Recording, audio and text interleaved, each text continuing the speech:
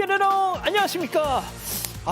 오늘 토요일이 처서라는데 말이죠. 왜 이렇게 계속 더울까요? 진짜. 예, 진실 추적자 사건 반장 시작합니다.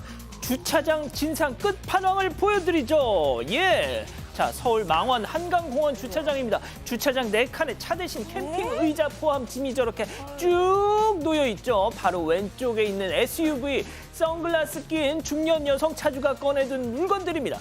금요일 퇴근 시간 일행을 기다리며 주차 자리 찜해 놓은 것, 누가 주차라도 할라치면 어머어머 차 곧 들어와요 저리 가셔 소리를 버럭 질렀다는 아이고 제발 좀. 오늘 출연자 소개해 올리죠. 예, 김하은 아나운서, 박지훈 변호사, 박상희 한국열린사이버대 교수, 손소 변호사 나오셨습니다. 안녕하세요. 안녕하세요. 예, 사진부터 갑니다. 예, 김포 유명 카페입니다. 노부부가 쌍으로 족을 올려놓으셨네요. 내려 하신 신경호님. 자, 부산 기장의 카페입니다. 이분은 아예 누워서 주무시고 있어. 족 내리고 일어나 하신 윤혜선님. 자, 어느 날 창밖을 보다가 우리 집 댕댕이랑 똑같이 닮은 구름을 봤어요. 얘랑 아까 그 구름이랑 완전 닮았죠? 하신 김승환님. 와우. 자, 대구 달성입니다. 새벽 수영을 가다가 하늘에서 UFO, 아니 UFO 닮은 구름을 봤어요. 하신 김영현님. 바로 어제 군에서 전역한 우리 아들이랑 동기들 6명이 서울 중구의 금돼지 식당에서 밥을 먹었어요. 근데 사장님이 수고했다면서 돈을 안 받으셨어요. 미슐랭 맛집이라는데 돈 엄청 나왔을 텐데 정말 감사합니다 하신 김은미님. 아유 대단하십니다. 모두 사랑합니다. 자, 재미는 물론 의리로 함께하는 아세사바 뉴스에이 시라고! 대한민국과 전 세계 동포 가족 여러분의 시선을 모아서 출발합니다.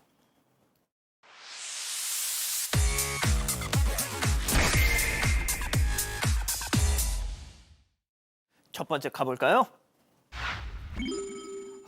배우 이순재 선생 문제 없어. 자, 이 국민 배우 이순재 선생님 올해 90이시죠. 그럼에도 꾸준히 연극 무대에 오르고 활발한 작품 활동을 보이던 채 지난해 갑자기 자취를 감추셨고 최근에는 가슴 철렁한 소문까지. 네, 그렇습니다.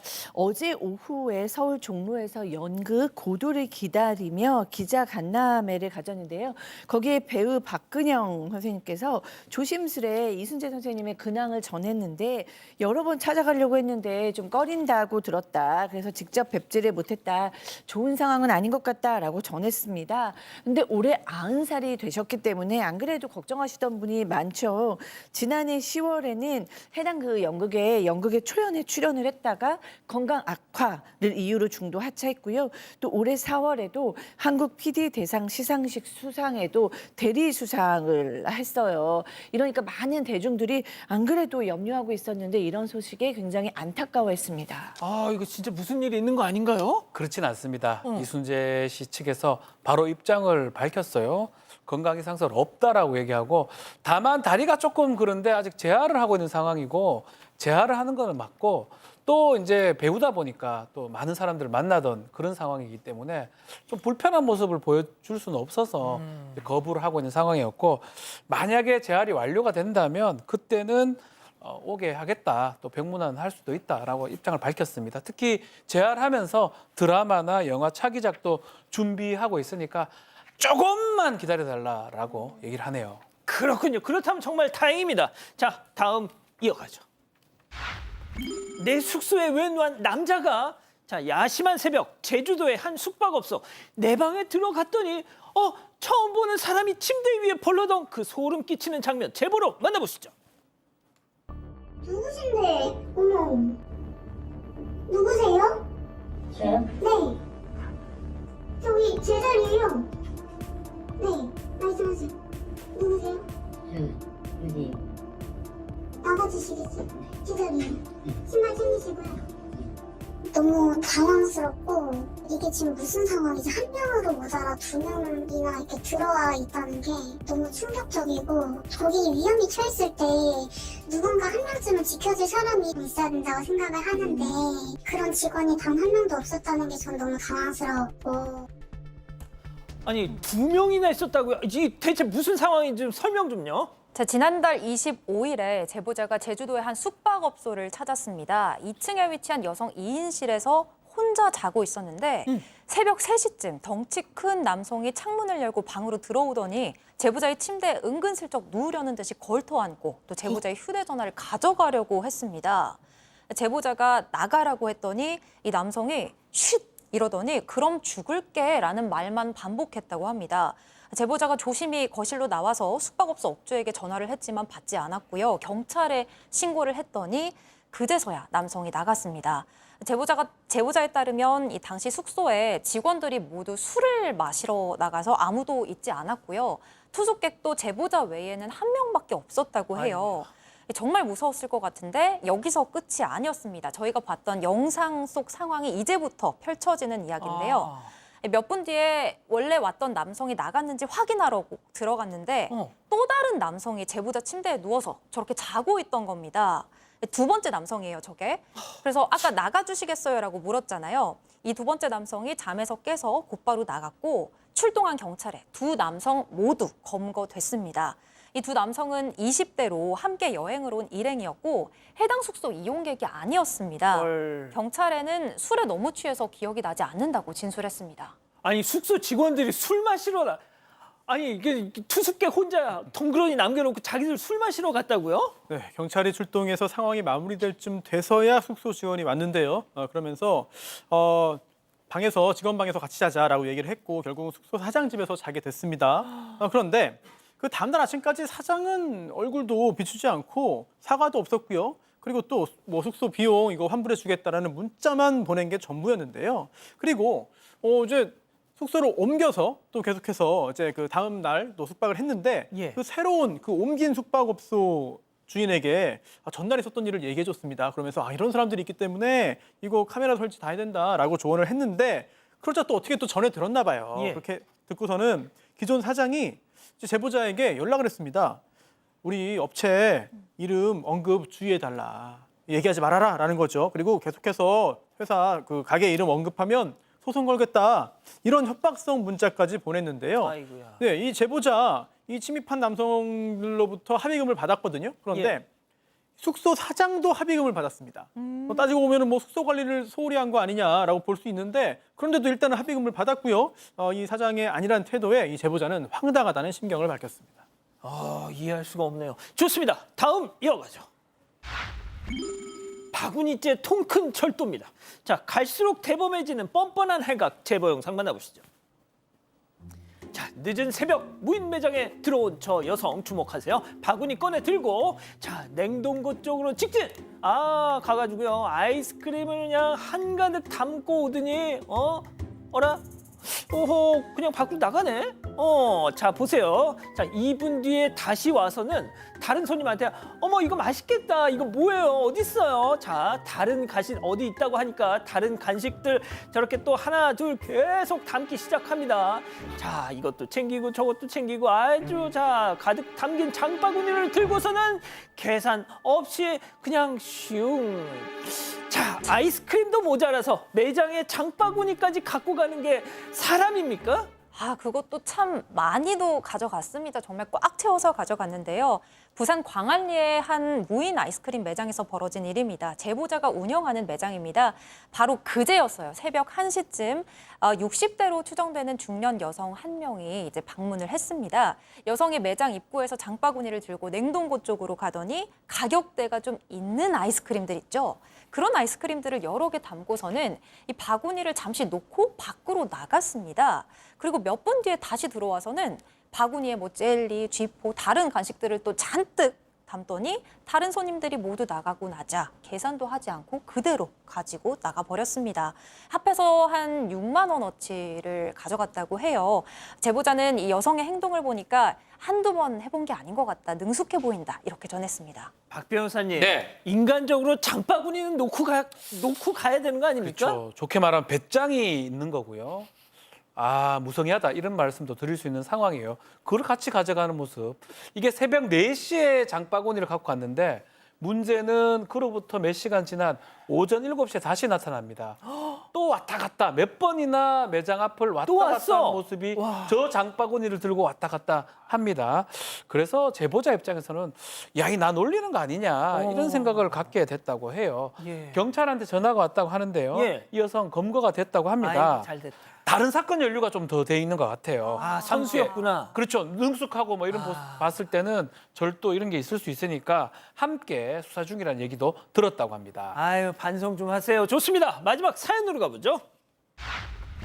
미덥지 않은 아들 여친입니다. 자, 집단 지성의 판단을 받아보고 싶으시다면서 제보해 주신 사연 함께 들어보시죠. 안녕하세요. 이제 곧 환갑을 앞둔 50대 여성입니다. 제겐 하나밖에 없는 30대 중반 아들이 있는데요. 어려운 형편 속에서도 공부 하나만큼은 1, 2등을 놓치지 않을 만큼 똑똑한 저희 아들. 집을 팔아서라도 공부를 시켜 명문대에 4년 장학생으로 입학을 시켰습니다. 저희 아들은 성격이 원체 순해서 사춘기 때도 속 한 번 썩이지 않았고 대학교에서 과 대표도 할 만큼 바르고 성실하게 컸습니다. 그러다 군대를 다녀오고 같은 과 후배를 만나 10년째 교제하고 있는데요. 처음엔 몇 년 사귀다 헤어지겠거니 생각했는데 아들이 대기업에 취업한 후 지금은 근처 빌라 원룸을 2개 구해놓고 거의 같이 살고 있어요. 그런데 문제는 저희 아들이랑 여자친구 부모님은 몇 번 만났다고 하는데 저한테는 제대로 인사 한 번 안 시키고 있단 겁니다. 간혹 뭐 여자친구는 잘 지내냐, 나도 한번 만나서 밥 좀 먹자 물어보면 아들은 꼰대라면서 싫은 내색을 하더라고요. 들어보니 여자친구는 30이 넘은 지금까지 아직 직업도 없이 지낸다는데 하도 답답해서 둘이 나이도 찼는데 결혼은 할 거냐 물었다가 결혼 생각이 크게 없다길래 거의 연을 끊을 각오로 크게 다투기도 했습니다. 여자친구 일만 아니면 일도 열심히 하고 부모에게도 잘하는 착한 아들인데 자꾸 이 문제로 부딪히니까 답답합니다. 아들 인생에 끼어드는 엄마는 되고 싶지 않은데 그래도 결혼 정년기인 아들에게 이 정도 걱정은 해야 하는 게 아닌가 싶기도 하고요. 어떻게 해야 할까요? 자, 기다리고 기다리셨던 부처 핸즈업 타임 6천여 분의 우리 가족 여러분들 채팅창에 X를 함께 참여해 보시죠. 먼저 사연자 엄마입니다. 우리 아들 수호 정말 엄마한테 이럴 거야? 응? 결혼도 싫어, 헤어지기도 싫어, 그렇다고 엄마한테 보여주기는 더 싫어. 너 도대체 뭘 어쩌자는 거니? 니들 엄마 몰래 동거하고 있지? 우리 효자 아들 이렇게 만든 하은인가 뭔가 걔 정말 시려. 직업도 없이 우리 아들 빈대부터 먹고 있는 거 정말 시려. 동그라미. 예, 박 변호사님 안 드신 거죠? 네. 예. 자, 다음 아들입니다. 아, 우리 박상희 여사 또 시작이네. 엄마, 나 34이야. 나 지금까지 엄마 속 안 썩였잖아. 그럼 좀 믿고 기다려줘라. 요즘 내 나이는 결혼 늦은 것도 아니에요. 그리고 하은이한테 뭐라고 하지 마. 빈대 붙는 거 아니야. 아직은 엄마 만나는 게 좀 부담스럽다잖아. 아, 왜 이래 정말. 그냥 모른 척 좀 해, X. 박 변호사. 자, 일단 손 변호사님. 사실 저는 저 혼자 동그라미 될 줄 알았는데 예. 오히려 다수네요. 네, 그러니까요. 약간 놀랐습니다. 우선 좀 비교가 되는 것 같아요. 왜냐하면 여자친구 부모는 이미 만났다. 이걸 몰랐으면 모르겠는데 이걸 아는 순간 일단 서운할 수밖에 없다. 이런 생각이 들고요. 그리고 또 우리 사연을 주신 50대 어머니가 뭐 이렇게 해라 저렇게 해라 뭐 강요를 하거나 강제한 게 아닌 것 같거든요. 단순히 걱정하는 어떤 이야기고 10년 동안 사귄다고 했는데 보지도 못했으니까 궁금해서 얘기하고 걱정스러워서 한 거기 때문에 이걸 가지고 뭐라고 하기는 좀 어렵지 않나 이런 생각이 들어요. 저 같아도 이렇게 물어볼 것 같은데요, 계속해서. 아, 그렇군요, 교수님. 네, 이거는 엄마로서 물어볼 수밖에 없는 것 같아요. 지금 손 변호사님이 얘기해 주신 이제 저쪽의 엄마하고는 인사를 하고 지냈다라는 것도 그렇지만 현재 지금 10년이나 사귄 커플이고 현재 부부처럼 거의 같이 살고 있다는 거예요. 그런데 이 외아들을 키운 어머니 끔찍하게 정말 아들을 사랑하는 어머니한테 제대로 인사 한 번 없다? 이건 너무 정상적인 패턴이 아니죠. 그래서 둘이 결혼을 미루더라도 일단 어머니께 당연히 인사하고 현재 이 상황을 의논 드려야 됩니다. 아, 이 여자친구가 그럼 가스라이팅을 하는 건가요? 가스라이팅과는 무관하게 저는 이제 얼마 전까지는 싱글이었지만 이제는 아이 엄마가 됐잖아요. 그래서 제 딸이 만약에 이런 상황에 처했다고 생각을 해보니까 너무 걱정이 되는 거예요. 궁금하고. 그래서 아니 10년이나 만났는데 왜 안 보여주는 걸까? 무슨 문제가 있는 걸까? 그래서 이거는 좀 어머님께 공유를 해야 되는 정보가 아닐까 싶습니다. 그렇군요. 박 변호사님 어떻게 말씀하실 거예요? 어머니 마음은 충분히 이해가 됩니다. 딸 지금 애기인데도 지금 고민하는 저는 김하나 아나운서 지금 따님이 지금 몇 살이죠? 살이죠? 16개월밖에 안 됐습니다. 16개월입니다. 22살 지금 군대에 있는 우리 아들. 네. 이제 제가 이제 아들 기준으로 좀 봤을 때는 충분히 이해는 되는데 지금 이 제보자의 아드님은 이제껏 실망을 시킨 적이 없습니다. 그리고 계속 잘했고 했는데 요 부분만 좀 어머니 입장에서 마음에 안 드는 거거든요. 아마 결혼할 생각이 아직까지는 없는 게 아닌가 이렇게 봐요. 어머니 마음 충분히 이해가 되지만 아들도 이때까지 잘했다면 그게 뭐 틀리지 않았을 거라고 보고 조금만 더 믿어보시고 결혼할 생각이 있다면 그때 아마 다 소개하고 하지 않을까 이런 생각을 해봅니다. 그렇군요. 우리 가족 여러분들은요? 가족 여러분들 중에 사건부반장님께서는 성인인데 참견한다고 생각할 듯 합니다. 다가올 때까지 좀만 기다려주세요라고 하셨고요. 춘식 김님께서는 그렇게 오래 사귀었으면 결혼을 하던가 결정을 해서 하나뿐인 엄마한테 말씀드려야지라고 해주셨습니다. 그러니까요. 자, 제보 메일, 제보 카톡 많은 연락 주시고요. 잠시 후 돌아옵니다. 채널 고정, 리모컨 또 터치. 당신의 취미양 원료는 알고 드십니까? 말라센시스 식약처에 등재된 진짜 취미양. 정관장이 찾은 진짜 취미양. 기다림 정관장. 대한민국 숙취 해제. 탄산차 숙취파 스파클링하게 깬다. 제로파 숙취파 스파클링하게 컨디션 제로 스파클링. 잘 깨는 것도 기술이야. 컨디션. 인간의 MMORPG는 끝났다. 빠르고 아름답지만 잔혹한 뱀파이어들의 MMORPG 뱀피르 피해 계승자. 지금 사전 등록하세요. 전 출장을 많이 다녔죠. 꿀팁 2가지를 알려드릴까요? 직장 상사와 절대 같은 층에 묵지 마세요. 출장은 꼭 호텔스닷컴에서 예약하세요. 10박을 할 때마다 리워드 1박을 받을 수 있거든요. 수십만 개 호텔에서 즐겨보세요.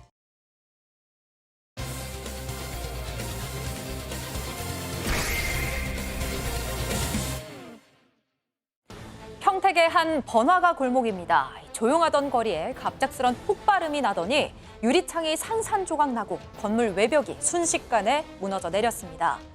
현장은 금세 아수라장으로 변했고 건물은 거센 화염과 검은 연기에 휩싸였는데요. 폭격을 맞은 듯 폐허가 된 이 거리.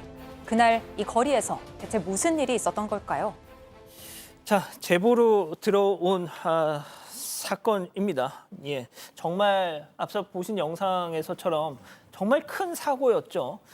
이 지난해 연말 12월 29일 날 있었던 폭발 사고인데 마침 같은 날 그 제주항공 여객기 참사가 있었던 탓에 이렇게 큰 대형 사고였음에도 불구하고 저도 이런 일이 있었구나 싶었던 상황인데 피해액만 무려 8억 9천만 원. 야, 이거 어땠습니까? 이게? 자, 말씀대로 지난해 12월 29일 낮 1시 48분에 있었던 일입니다. 경기도 평택에 있는 3층짜리 상가 건물 3층에서 지금 보시는 것처럼 화재가 발생해서 펑 소리가 나면서 지금 무너지는 모습도 보이는데요. 소방당국이 인명피해 우려가 있다 해서 대응 1단계를 발령을 하고 장비 20대 또 소방관 54명도 가서 큰 불길은 30분 만에 잡았다고 합니다. 지금 말한 것처럼 큰 뻥소리가 났다라고 하고 전쟁 난 줄 알았다고 해요. 인근의 상인들은. 3명이 다쳤어요. 2명은 화상을 입었고요. 1명은 경상을 입었다고 합니다. 이 3층에 불이 났기 때문에 3층에는 지금 유리창 이런 게 남아있지 않고 있고요. 다른 거는 건물 잔해가 떨어져가지고 이웃 상가에도 산산조각 난 유리들이 날라왔고 유리문이 깨진 가게도 있었다고 합니다. 예, 지금 우리 가족 여러분들도 이런 일이 있었어 다들 그러시네요. 말씀드린 것처럼 이 여객기 참사가 벌어졌던 당일날 벌어졌던 사고여서 그런데 손 변호사님 네. 500m 밖에서도 이 폭발 진동이 느껴질 정도였다는데 이 사고 초기에는 담뱃불 얘기가 나왔더라고요. 그렇습니다. 당시 소방당국이 조사한 바에 따르면 3층에 PC방이 있었는데요. 이 3층 PC방에 있던 사람이 창문을 열었어요. 가스 냄새가 난다 이러면서 창문을 열고 담배를 피우기 위해서 라이터를 켜는 순간에 폭발이 발생했다. 이런 진술이 있었거든요. 그리고 실제로도 소방당국이 조사를 한 결과 정말 가스 누출로 인한 폭발로 확인이 됐습니다. 그러면 이 라이터를 켜서 폭발을 일으킨 이 남자가 누구냐, 이 사람이 누구냐, PC방 사장의 지인인데요. 당시 PC방을 오가면서 일주일 정도 지냈거든요. 그런데 그때 이 PC방 사장의 지인이 이렇게 말을 했습니다. 음식 썩는 냄새가 난다고 생각해가지고 문을 열어가지고 환기를 시켰다. 그리고 향초에 불을 붙이기 위해서 라이터를 켰는데 그때 폭발이 벌어지고 화재가 발생했다라는 건데요. 그런데 당시 그 PC방에는 가스레인지도 없고 또 가스보일러도 없었어요. 즉 가스를 쓸 만한 어떤 설비가 아예 없던 상황이거든요. 그러다 보니까 이 지인이 이거는 가스에서 나는 낙취라고 생각을 할 수가 없었다.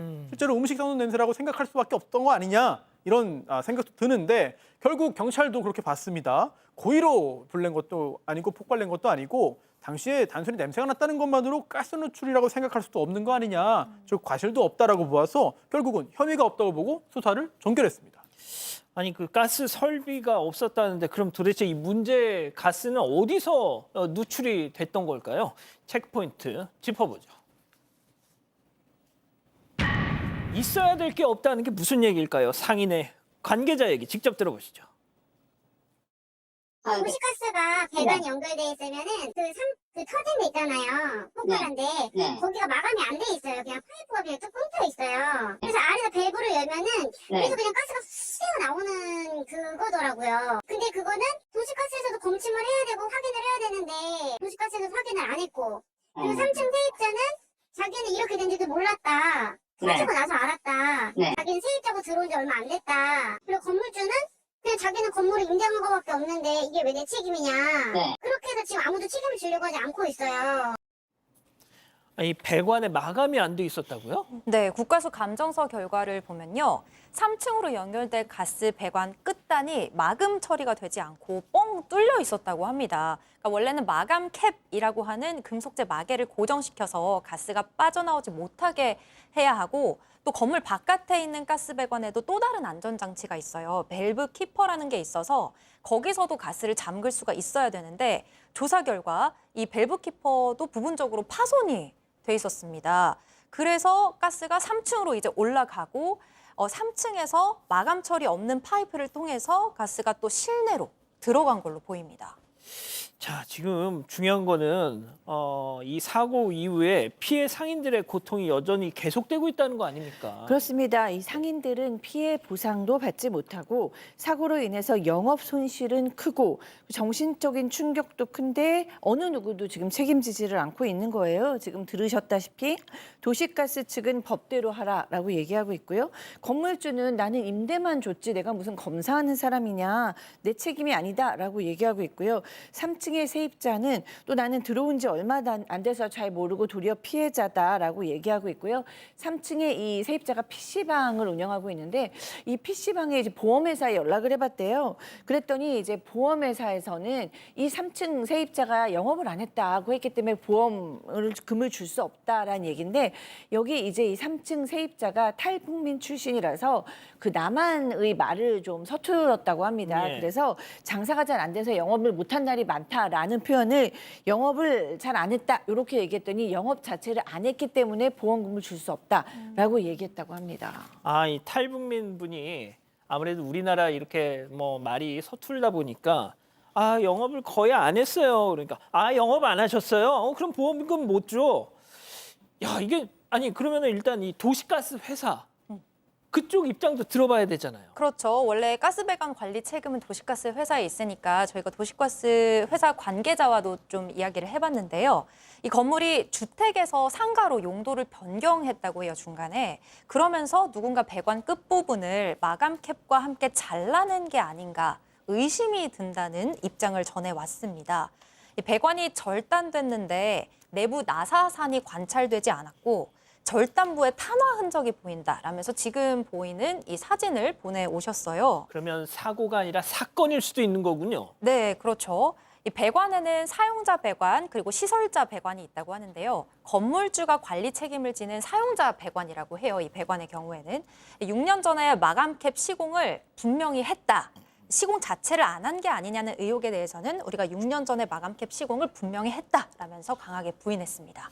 박 변호사님 어떻게 해야 돼요, 그럼? 자, 일단 보험 여부를 좀 더 확인을 해봐야 될 것 같습니다. 영업을 안 했으니까 배상보험 할 수 없다 이 부분 보험회사에 이제 변명일 가능성이 높고요. 좀 더 확인하고 화재보험이 또 가입될 수 가능성도 있습니다. 등등의 좀 보험을 일단 첫 번째로 보고 두 번째는 과연 이 사건이 누구 때문에 일어났는가를 더 찾아내야 되는데 지금 도시가스 측도 아니라 그러고 또 딴 사람이 나왔다고 그러니까 실제로는 누가 원인이 될지는 아직 확인이 좀 안 되는 것 같습니다. 그렇지만 확인이 안 된다 하더라도 기본적으로 도시가스 측하고 이 소유자, 임대를 하고 있는 소유자가 공작물 책임 같은 걸 져야 돼요. 뭐 그건 무과실 책임이 또 가깝기 때문에 어쨌든 간에 세입자라든지 피해 입은 사람들은 이 도시가스 측하고 임대자, 주인한테 건물주한테 피해 배상을 좀 받는 게 필요하지 않을까 생각이 듭니다. 예, 알겠습니다. 일단 이 정도로 정리하고요. 예, 두 번째 사건 이어갑니다.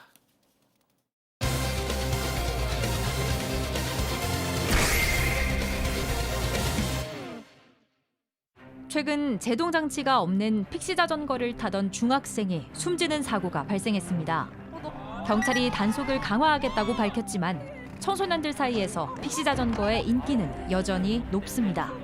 관리 사각지대에 놓여 있던 픽시 자전거의 위험성을 짚어봅니다. 자, 이른바 픽시 자전거라는 거 혹시 들어보셨나요? 요즘 청소년들 사이에서 되게 유행하는 자전거랍니다. 자, 그런데 최근에 이 픽시 자전거를 타던 중학생이 사망했다는 소식이 있었습니다. 당시 이 자전거에는 이런 특징이 있었다고 하네요. 체크포인트 짚어보죠. 노브레이크? 브레이크가 없어요, 자전거에? 네, 그렇습니다. 이 자전거가 원래 사이클 선수들이 실내 경주용으로 사용을 하는 자전거예요. 그래서 브레이크가 없다는 게 아주 큰 특징입니다. 그런데 지난달 12일 밤 8시 40분쯤 서울의 한 이면도로 내리막길에서 브레이크가 없는 이 픽시 자전거를 운전하던 중학생이 에어컨 실외기와 부딪히는 사고가 일어났습니다. 그리고 치료를 받던 중에 결국 숨지는 일이 벌어졌는데요. 이 픽시 자전거가 영어로는 픽스드 기어 바이크라고 해요. 기어가 고정된 자전거라는 뜻인데 사실 기어가 변속 역할을 하기도 하잖아요.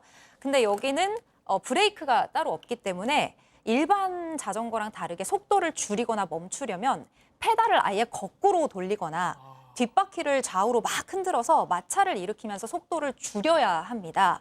선수들의 경우에는 시속 70km까지도 달릴 수 있고 일반인도 내리막길에서는 한 시속 60km까지 속도가 난다고 해요.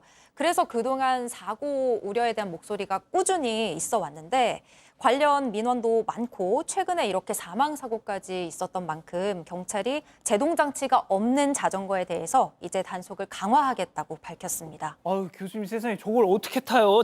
브레이크가 없는데. 그러니까요. 지금 이제 안 타야 되는데 문제는 청소년들 사이에서 유행이라는 거예요. 너무 위험한 이 픽시 자전거가 학생들한테 유행이 된 이유가 지금 몇 개가 있는데요. 하나는 웹툰이 하나 인기를 끌었습니다. 웹툰. 그런데 네, 픽시 자전거를 타는 학생들이 주인공인 웹툰이에요. 근데 여기서 이 주인공이 뭐 거의 묘기 수준의 화려한 기술을 선보이면서 아, 이 자전거는 너무 멋있는 거다라는 인식이 퍼진 거예요. 실제로 이제 브레이크가 없으니까 여러 가지 이제 뭐 묘기 수준의 기술들이 뭐 나오는 거죠. 그런데 뭐 SNS에는 뒷바퀴를 미끄러뜨리면서 속도를 조절하는 스키딩 뭐 이런 것들 유행으로 지금 퍼지고 있고요. 또 여러 가지 뭐 정말로 지금 나오는 저런 고개 같은 것들이 SNS에 확산되고 있습니다. 그런데다가 저 자전거가 변속기나 케이블이 없잖아요. 그러니까 단순하고 미니멀한 디자인이 있다 보니까 청소년들은 이걸 힙하다고 여기는 거예요. 그래서 아, 나만의 어떤 개성을 반영할 수 있는 자전거다. 친구들 사이에서 이제 자랑하고 싶다 보니까 이렇게 유행이 됐다고 합니다. 자, 뭐 시쳇말로 이 청소년들 사이에서 저런 걸 타고 다니면 간지난다 뭐 이런다고 해요. 자, 그런데 저희가 이 사고 영상을 준비했습니다. 이거는 사고 영상을 봐야 안 탈 것 같아요. 자, 그거는 김하은 아나운서가 좀 영상을 보면서 설명해 주시죠. 네. 네, 좌회전하는 오토바이 앞으로 지금 자전거 한 대가 지나가는데 갑자기 아이고, 오토바이 야, 쪽으로 아이고. 오면서 그대로 쾅 부딪혔습니다. 지금 운전자가 오토바이 밑에 깔렸어요. 괴로워하는 모습인데요. 자, 자전거 손잡이 부분 잘 보시면 브레이크가 없습니다. 없네. 네, 다음 영상 보시겠습니다. 네, 검은 차 한 대가 저기 골목에서 설마. 슬금슬금 나오다가 멈춰서는데 설마 안 돼. 왼쪽에서 달려가던 자전거가 그대로 쾅 부딪혔습니다. 역시나 브레이크가 없었고요. 자, 세 번째 영상 보시겠습니다. 신호에 맞춰서 직진하고 있는 차량으로 안 돼. 자, 왼쪽에서 안 돼, 온 안 돼. 자전거가 그대로 부딪힙니다. 자전거가 아주 산산조각이 났는데요. 역시나 브레이크 없었습니다. 야, 박 변호사님. 예. 아니 그러니까 뭐 그냥 브레이크가 있는 자전거를 타도 저 정도면 사고는 날 것 같은데 네. 그래도 제동을 걸고 나는 거하고 그냥 쭉 오다가 나는 거하고는 완전 다르잖아요. 큰 차이가 나죠. 제동할 수 있냐 없냐 이 부분. 사실은 현행 도로교통법에는 제동 장치 없는 자전거의 주행을 금지를 하고 있어요. 그럼 저게 이거 안 가는 되는 것 자체가 불법인 거예요. 그럼 불법이잖아요. 그러니까 도로교통법에 자전거에 대한 정의를 좀 규정을 하고 있는데 어떻게 돼 있냐면 페달이 바퀴가 2개 이상이어야 되고 페달이 작동해야 되고 가장 중요한 거는 모든 바퀴에 브레이크가 설치되어 있어야 된다. 이렇게 규정이 돼 있습니다. 근데 저런 것만 자전거가 될 수가 있고 저 자전거만이 이 도로에 나와서 주행이 가능한데 만약에 픽시 자전거처럼 브레이크가 없다고 그러면 그 자체로만 불법이 되는 그런 상황입니다.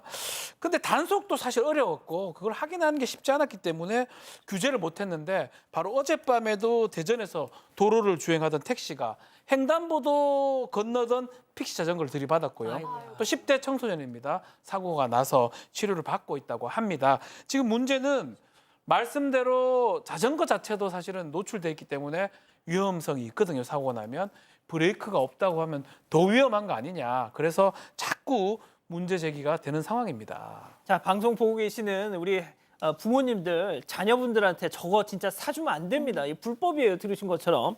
자, 브레이크가 없다 보니까 일반 브레이크가 있는 자전거에 비해서는 딱 했을 때 끼익 하는 제동거리가 엄청 차이가 날 수밖에 없습니다. 자, 그 실험 영상이 준비되어 있는데요. 역시 김하은 아나운서가 보면서 좀 설명을 해주시죠. 자, 네, 일반 보시죠. 자전거랑 픽시 자전거의 제동 거리를 비교를 해보겠습니다. 시속 20km로 주행을 할 때 일반 자전거 3m 지점에서 금방 멈췄지만 계속 가네. 계속 가다가 18m 더 지난 지점에서 멈췄습니다. 지금 이번에 나오는 건 시속 30km로 달리는 건데요. 자, 멈추는데 20m까지 표시해둔 지점 한참이나 벗어나서 겨우 멈춰섭니다. 야, 손 변호사님. 네. 어쩌면 좋아. 네, 지금 시속 20km, 또 30km 달리는 거 보셨잖아요. 그런데 시속 10km로 달릴 때 어떠냐? 이때는 일반 자전거는 제동거리가 1m예요. 그런데 픽시는 10m입니다.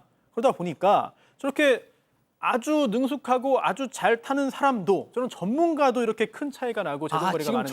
저분이 전문가시군요. 네, 그러니까 누구보다 잘 멈춘 겁니다, 저게. 가장 빠르게 안전하게 멈춘 게 저거예요. 그렇구나. 그렇다면 익숙하지 않은 청소년들이 길거리에 나와서 탈 때는 사실 제대로 멈추지 못한다고 보는 게 맞습니다. 멈추고 싶어도 멈출 수가 없는 거거든요. 그러다 보니까 굉장히 좀 위험할 수밖에 없는 것이고요. 또 애초에 선수용 아닙니까? 좀 아까 영상 나왔는데 벨로드롬에서 쭉 도는 거잖아요. 예. 경기 끝난 다음에도 몇 바퀴를 돌아요. 맞아. 선수들도. 예, 그냥 그래요. 쭉 끝까지 돌아요. 아, 그래서 그랬구나. 저는 네. 왜 안 멈추고 계속 돌지 했죠. 네, 브레이크가 없습니다. 근데 저게 아. 경기할 때만 쓰는 거지 일반 도로에서는 탈 수 없는 건데 이게 유행이 되고 있으니까 대단히 위험한 상황인 거죠. 전 진짜 결승선을 통과했는데 왜 안 멈추고 계속까지 싶었거든요. 약간의 여운도 남아 있을 수도 있겠지만 예. 어쨌든 브레이크가 없기 때문에 계속 돌았던 것 같습니다. 박 변호사님, 네. 자녀분한테 저거 사주시겠습니까? 절대 사주면 안 되죠. 문제가 되고 더 문제가 있습니다. 최근에도 고등학교 3학년 학생이 픽시 자전거를 몰다가 50대 남성을 쳤던 사건이 있는데 손해배상이 상당히 많이 나왔어요. 치료비 3천만 원 지급하라고 명령이 떨어졌습니다. 그 이유가 뭐냐면 픽시 자전거 자체를 운전하는 게 과실이 상당히 크다고 지금 보기 때문에 그런 것 같습니다. 또 그렇게 된다면 손해배상 책임도 일반 자전거보다 훨씬 많다고 이제 보이고요. 경찰도 단속을 좀 강화한다고 한 상황입니다.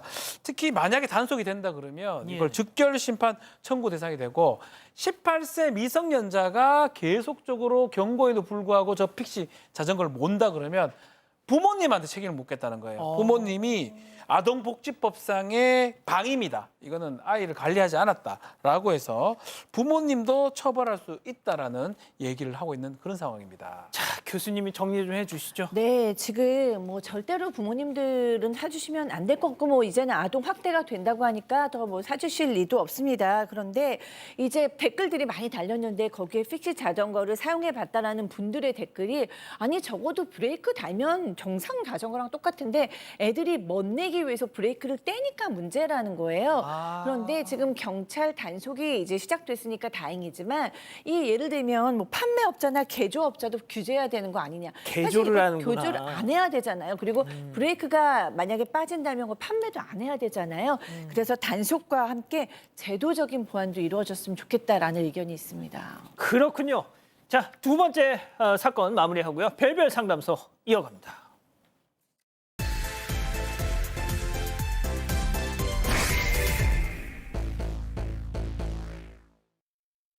시끌벅적한 회식 자리. 그런데 한 여성만 유독 얼어붙어 있습니다. 이 여성을 향한 옆자리 남성의 손길이 자꾸만 선을 넘는데요. 더 황당한 건 그 모습을 흐뭇하게 바라보는 주변 사람들이었습니다. 대체 이 여성에게 무슨 일이 있었던 걸까요? 자, 가족 여러분, 뭐 항상 그렇지만 오늘 이 사연 주목 좀 해주십시오. 자, 오늘은 두 남자 때문에 밤마다 악몽에 시달린다는 사방 가족분의 제보입니다. 네, 제보자는 20대 후반의 여성이에요. 다니던 회사를 그만두고 따고 싶은 자격증이 있어서 밤에는 그 자격증 공부를 하면서 낮에는 공장에 나가서 일을 하기 시작했습니다. 그런데 거기서 공장 상사가 어느 날부터 계속해서 뭐 부탁을 하는 거예요. 아, 내가 꼭 어떤 남자를 소개시켜주고 싶은데 한 번만 소개를 받아봐. 뭐 나이나 외모나 이런 걸 떠나서 사람이 정말 진국이다. 뭐 너무 여러 차례 얘기하고 심지어는 너무 간곡하게 부탁하니까 마음이 정말 내키지 않았지만 아 그냥 뭐 커피 한 잔 정도는 괜찮겠지 그렇게 생각을 해서 그냥 승낙을 하고 그 자리에 나갔대요. 그런데 그 자리에 나가서 정말 깜짝 놀랐습니다. 왜냐하면 그 상대라고 나온 사람이 같은 공장에 다니고 있는 사람이었어요. 예. 말을 나눠보지는 않았지만 얼굴은 알고 있는 사람이었고 나이 차이가 무려 20살이 나는 남자였습니다. 예, 뭐 나이는 숫자에 불과하긴 하죠. 그런데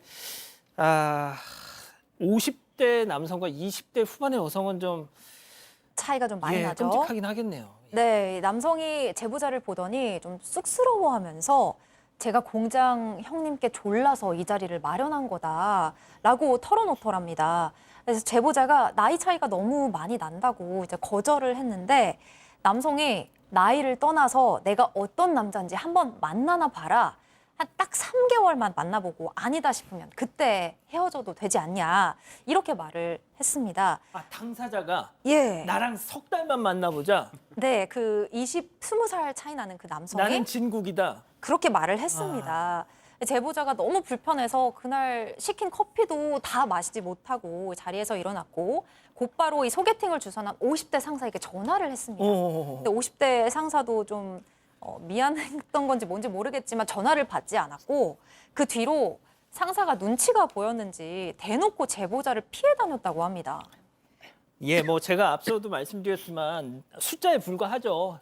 뭐 저도 유튜브 같은 거 보면 어떤 뭐 배우분들이 20살 넘게 이렇게 나이 차이 나는 나이가 차이 남에도 뭐 부부의 연을 맺고 사시는 것도 봤는데 자, 그건 뭐 케이스 바이 케이스 아니겠습니까? 자, 남성과의 이 악연 여기서 끝나지 않았습니다. 직접 제보자 얘기 들어보시죠. 스킨십을 하려고 한 거예요, 저한테. 그래서 제가 이렇게 몸을 피했죠. 술 먹으면 원래 스킨십 하는 그런 버릇이 있대요. 취해갖고 이렇게 피했죠. 몸을 이렇게 피하면서 계단 올라가는데 막 만지려고 이렇게 손이 올라오는 거예요. 피했거든요, 계속. 술 취하면 그런 술주정이래요. 여기서부터는 얘기가 좀 이게 달라지는데요. 다른 거죠. 예. 얼마 뒤 제보자를 위한 한영회가 열렸는데 여기서 이제 문제가 좀 발생합니다. 술을 좀 먹고 이 20살 많은 이 남성이 제보자한테 계속적으로 신체 접촉을 좀 했던 것 같아요. 머리도 만지고 또 손도 올리고 어깨 손까지 불쾌한 스킨십을 좀 이어갔다고 하고, 그러니까 하지 말라라고 하니까 옆에서 보던 이제 50대 상사가 또 얘기를 해요. 아, 이 친구가 술만 먹으면 야, 이 제 술버릇 야, 아무나 만진다라고 얘기를 했다고 합니다. 너무나 당황해서 그 자리를 벗어났다고 하는데 제보자가 이 20살 많은 남성이 따라왔다고 하고요. 더 황당한 건 다음 날입니다. 다음 날 회사에 가보니까 소개팅 소식을 들은 사람들이, 동료들이 우와, 둘이 좀 잘해봐라 이렇게 응원을 해줬다고 합니다. 손 변호사님, 진짜 이게 저도 직장 생활을 해서 알지만 사내에서 뭔가 이렇게 소개팅을 하거나 만남이 있으면 꼭 이렇게 주변에서 아이 좀 이렇게 아이 잘 어울리는데 이렇게 옆에서 막 한 사람들이 있어요. 아, 이게 아예 모르게 조용히 진행되면 좋은데 오히려 이게 그렇게 부추기는 게 굉장히 불편하게 느껴질 수밖에 없거든요. 특히나 이 사연의 경우는 더더욱 그렇습니다. 이 50대 상사가 계속 부추긴 거예요. 아, 결혼하고 연애 다른 거 아니냐. 일단 만나봐라. 계속 만남을 강요했습니다. 추가적인 만남을. 결국 제보자가 참다 못해서 직접 그 20세 연상의 남성에게 연락을 했습니다. 용기를 낸 거죠. 너무 불쾌했다, 술자리에서도. 그리고 당신 때문에 회사 다니는 게 힘들다라고 따졌더니 이 남성이 오히려 쏘아붙이는 거예요. 아니, 지금 나보고 불쾌하다고 하는 거냐. 나 지금 불쾌하다는 말 처음 듣는다. 그러면 내가 마음을 접겠다. 됐냐? 이런 말을 한 거예요. 그런데 더 큰 문제가 있습니다. 그렇게 거기에서 끝난 게 아니라 한 공간에 있잖아요. 같은 직장이잖아요. 그러다 보니까 동료들하고 다 함께 있는 자리에서 이 남성이 이 제보자를 뭐 째려보기도 하고 트집을 잡고 뭐 일부러 한숨도 쉬고 이게 다 보는 자리에서 이런 표현들을 하는 거죠. 하지만 제보자는 굉장히 힘든 상황임에도 불구하고 이제 근무 기간 1년을 채워야 되기 때문에 어쩔 수 없이 버티는 그런 상황입니다. 자, 그러니까 지금 이 상황이 정리를 하면 그 처음에 주선했던 그 50대 상사 그리고 자칭 진국이라는 그 이 20살 많은 남자가 서로 그냥 담합을 해가지고 이 제보자 사연자를 막 벼랑 끝으로 몰고 있는 거네요, 지금. 그렇죠. 서로 이제 짝짝꿍을 하는 상황인데 제보자가 이제 50대 상사한테 결혼도 하셨고 자녀도 있지 않느냐. 당신의 자녀가 이런 일을 당했다고 생각해봐라. 맞아. 이렇게 호소를 해보기도 했다고 해요. 근데 상사의 반응이 참 황당했습니다. 어떤요? 난 딸은 없다. 난 딸은 없는데? 이런 딸은 없는데? 아들이 있었나 봐요. 그래서 이런 황당한 이야기를 하고 결국 제보자는 이 상사보다도 더 높은 공장의 최고 상사에게 모든 걸 털어놓습니다. 그리고 다음 날 소개팅 남과 또 50대 상사가 모두 경고를 받았는데요. 이게 끝이 아니었습니다. 그 이후에 50대 상사가 이 제보자를 불러서는 여기가 초등학교냐, 왜 다 이르냐, 되레 화를 냈습니다. 내가 여기서 일한 지 30년이나 네가 뭘 하든 나는 끄떡이 없다 이런 말도 했다고 하는데요. 그리고 나서 며칠이 지나고 이 제보자가 하는 업무가 바뀌었습니다. 남성들이 주로 하는 무거운 짐을 옮기는 파트로 업무 자체가 바뀌었다고 합니다. 자, 보복이 시작된 겁니다. 제보자의 얘기 이어서 들어보시죠. 눈치를 주고 있는 거예요, 지금. 가스라이팅 하더라고요. 우리는 왕따 해준 적 없다. 네가 그만둬야 된다는 식으로 목 다니게 하려고 눈치 주는 거죠. 이제 인사도 안 봐주고 이미 계략을 짜는 것처럼 학교냐고. 너가 이렇게 하면 너 못 다니는 거야. 그만둬. 이런 식으로 얘기하더라고요. 난 딸 없는데? 할 때만 해도 저는 그냥 좀 웃긴 인간이다 싶었는데 보복을 한다는 거 보니까 나쁜 인간이네요. 혼자마지 않습니다. 다른 직원들까지 아마 한 것 같아요. 같이 합세해서 50대 이 상사 인사라도 받지도 않고요. 다른 직원들도 이 제보자를 따돌림을 계속했던 것 같습니다.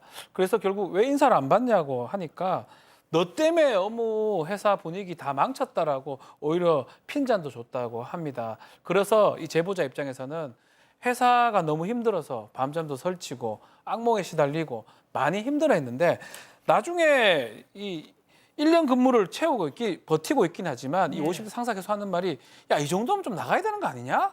이래서 다니고 싶냐? 라고 했다고 하고 더 충격적인 게 있습니다. 이 꼴 보면서 너 회사 다니고 싶냐? 더 충격적인 거는 그 20살 연상 남성입니다. 이 사람은 또 딴 여자 젊은 신입사원한테 가서 추파를 또 던지고 있어요. 사랑이 한 군데 가야 되는 거 아닙니까? 또 딴 데 가가지고 또 추파를 던지는 모습 보면서 더 제보자는 충격을 받았다고 합니다. 야, 손 변호사님 이건 좀 뭐 솔루션을 좀 주셔야 될 것 같은데요. 네, 이게 사실 그 전에도 혹시 비슷한 거 계속 해온 거 아니냐 이런 의심이 들 정도인데요. 그러다 보니까 이게 정말 장난이나 어떤 그냥 가벼운 마음으로 그냥 재미삼아 하는 거 아니냐는 생각까지 들 정도예요. 그런데 지금 또 중요한 거는 단순히 나이가 많다고 뭘 이렇게 지적하는 것도 아니고 20살이 많은 남성이기 때문에 그걸 가지고 싫어하는 게 아니라 종합적으로 봐서 마음에 안 드는 거잖아요. 예. 명확하게 싫다는 의사를 표현한 거잖아요. 그렇죠. 그런데도 계속 강요를 하고 동료 직원들에게 험담을 하고 회사에도 또 나오지 못하게 또 여러 가지 보복을 하는 게 문제라는 겁니다. 또 하나 중요한 거는 이게 직장 내 괴롭힘이 될 수 있어요. 즉 직장 내에서의 어떤 지위를 이용해서 이런 불이익한 행동들을 한다면은 이거는 직장 내 괴롭힘 가능성이 있기 때문에 잘 고민을 해보셔서 조치를 취할 필요가 있겠고, 또 하나 중요한 게 회사의 조치입니다. 이런 일을 제보했을 때 경고를 했습니다만 그 후에도 계속되는 어떤 여러 가지 행위에 대해서 적절한 조치를 취하지 않는다면 그것도 문제고요. 또 하나는 처음에 제보하니까 문제 제기하니까 이 직무를 바꿨어요. 근데 무거운 짐 드는 그 직무로 바꿨잖아요. 예. 자, 이게 단순히 이런 직무를 바꿈으로써 좀 더 안전하게 해준 것이냐, 아니면 오히려 회사도 이 오래 회사를 다닌 직원들에게 동조해서 사실상 보호 조치가 아니라 회사를 나가게 종용한 거 아니냐, 이런 의심까지도 할 수 있는 상황인 거죠. 자, 교수님. 이게 네. 진국입니까? 네, 저는 이 회사가 기본적으로 문제가 너무 많기 때문에 좀 회사에 대해서 징계가 들어가야 되지 않을까라는 생각까지 들어요.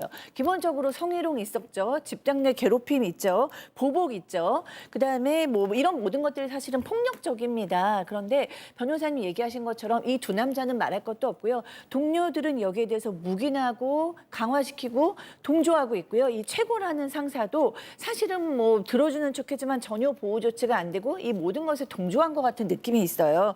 저는 이 여성이 조금도 본인의 잘못이 없고 도리어 용감한 여성이죠. 외부의 도움이 필요할 것 같습니다. 그래야 다음에 또 다른 신입 여성이 직장인들이 고통을 안 받을 것 같아요. 뭐 예를 들자면 고용노동부라든가 국가인권위원회 뭐 이런 데다가 좀 얘기해 볼 수 있지 않을까 하는 생각까지 들었습니다. 이 박 변호사님이 네. 법적인 거 말고요. 정신 좀 차리라고 한마디 해주세요. 회사뿐만 아니라 모두 거기 있는 사람들 다 저는 책임을 좀 져야 되는 것 같아요. 뭡니까 이게, 한 사람을 괴롭히고 누구라도 이거 막아야 되는데 아무도 안 막고 동조를 했던 부분 다 책임이 있다, 이 말씀 꼭 드리고 싶습니다. 그러니까요. 예, 별별 상담소 이렇게 마무리하고요. 글로벌 픽 이어갑니다.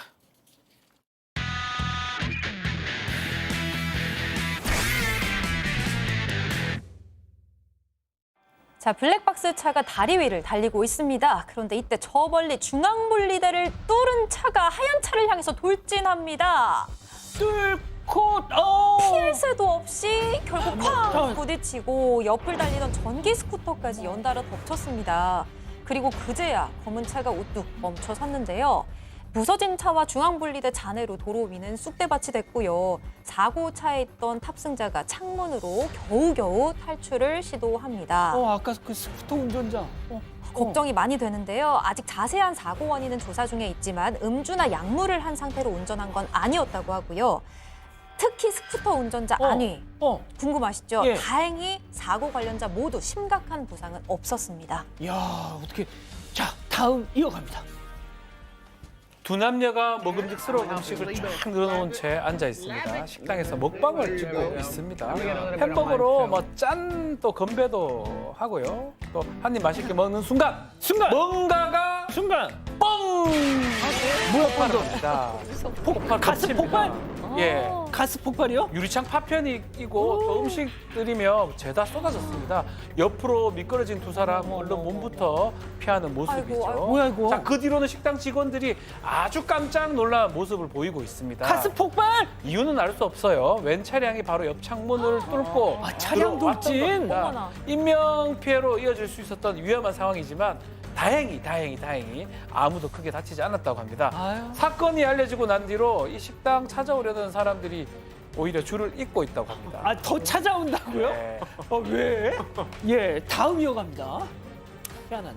자, 미용실 의자에 앉은 여성이 현란한 솜씨로 자기 머리를 말리고 있습니다. 갑자기 드라이에서 불꽃이 펑! 터집니다. 자, 깜짝 놀란 여성이 뭐 잘못 봤나 하고 들여다보는데요. 또 번쩍! 이렇게 바닥에 내려놓자마자 불길이 더 커지는 모양새입니다. 뽑지 마. 네, 불씨가 튀었는지 잠깐 아파하면서도 결국 전원 코드를 확 뽑는 데 성공을 합니다. 많이 다치진 않을 것 같아 다행이긴 한데 또 다른 사고를 예방하기 위해서라도 한번 싹 점검이 필요할 것 같습니다. 손 변호사님, 네. 절에서 국산이 좋습니다. 아, 저 어느 나라 사는지 모르겠습니다만 우리나라에서 잘 만든 거는 저런 사고 안 날 것 같습니다. 예, 그러니까요. 마지막 영상 이어갑니다. 자, 배송기사와 여성이 대화를 나누고 있습니다. 그 옆에 세워진 오토바이 근처를 어슬렁거리던 고양이가 갑자기 점프! 짐칸으로 쏙 들어가는데요. 네. 자, 그런데 주인도 배송기사도 이 사실을 전혀 모르는 눈치입니다. 아, 주인 있는 고양이에요? 맞습니다. 자, 일을 마친 배송기사가 오토바이로 돌아가지만 고양이를 보지 못하고 그대로 떠나버립니다. 어떻게? 자, 그렇게 고양이는 남의 오토바이를 몰래 얻어 타고 용감한 여행을 시작했는데요. 어디까지 가? 자, 뒤늦게 고양이를 발견한 배송기사는 아니 얘가 어디서 온 건지 알 수가 없어서 쫓아냈다고 합니다. 결국 주인이 우여곡절 끝에 남의 집에 묶여있던 고양이를 되찾아왔다는데요. 야옹아, 집 나가면 고생이야. 야옹. 지금 뭐 하는 거예요, 근데? 아, 야옹이한테 아, 박 변호사님한테 배운 거예요, 혹시? 야옹이한테 경고한 겁니다.